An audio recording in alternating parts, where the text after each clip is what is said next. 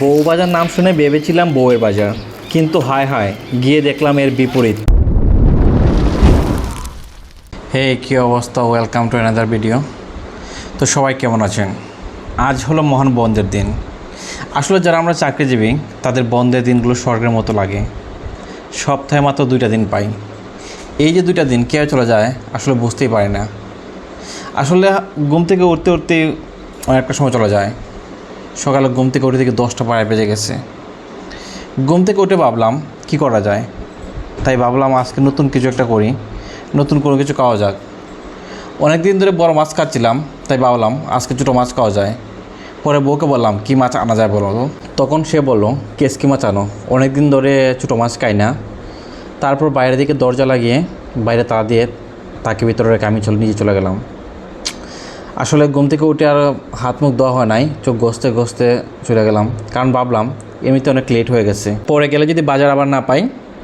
তো প্রথমে গিয়ে দেখলাম এক লোক পাল্লা দিয়ে জিনিস বিক্রি করছে, তারপর এক লোক দিকে কলা বিক্রি করছে। তো ভাবলাম কলাও নিব, সবজিও নিব, কিন্তু আসলে আগে আমার বাজারটা ঘুরে দেওয়া দরকার কী কী আছে, তাহলে বাজারটা সম্পর্কে আইডিয়া পাওয়া যাবে। যদিও আজকে মানুষ আনাগুলো এখানে খুব কম, বুঝলাম না কেন, নাকি আমার আসতে দেরি হয়ে যাওয়াতে মানুষ সবাই বিক্রি করে ফেলছে। নর্মালি বাজার এখানে এভাবেই বসে, দূর দূরে কেউ বসে বসে বিক্রি করে, কেউ আবার ঠেলা গাড়িতে। মানুষ যারা এখানে কিনতে আসে সবাই মোটামুটি এ পাড়ারই লোক, কারণ এখানে বাজার সকালে মাত্র 2-3 ঘন্টা থাকে, তারপর উঠে যায় রোদ 2টার সাথেই। অনেকে যারা আমার আগে থেকে এই ভিডিও দেখে তারা এই বাজারটা সম্পর্কে জানে। এই বাজারটার নাম হলো বউবাজার। বউবাজার নাম দেখে আবার ভাইবেন না এখানে বউ পাওয়া যায়। এই বাজার সম্পর্কে আসলে ইতিহাসটা এখনও জানি না। এই বাজার একটা বৈশিষ্ট্য হলো, প্রথমে গিয়ে কিছু সবজির দোকান, তারপর ফলমূলের দোকান, তারপর আবার কিছু সবজির ঠেলা, তারপর শেষের দিকে গিয়ে মাছের বাজার শুরু। এখানে এক এক দিন এক এক রকম মাছ পাওয়া যায়, তাই ঠিক করে আসলে বলা যায় না কোন দিন কী মাছ পাওয়া যাবে। তাই প্রথমে গিয়ে এক ব্যক্তির কাছে দেখলাম বড় মাছ, দামটা মোটামুটি একটু বেশি। নর্মালি আমরা যে জায়গা থেকে মাছ কিনি সে জায়গার তুলনায় এখানে দামটা বেশি। এক একে সবগুলো মাছ দেখলাম, কিন্তু কোথাও ছোটো মাছ পেলাম না। কী আর করা, মন খারাপ করে বসে থাকলাম। ভাবলাম আজকে তো আর মাছ পাওয়া যাবে না, তাই ভাবলাম সবজিটাই কিনি, কারণ যেহেতু এখন সবজি আছে প্রচুর।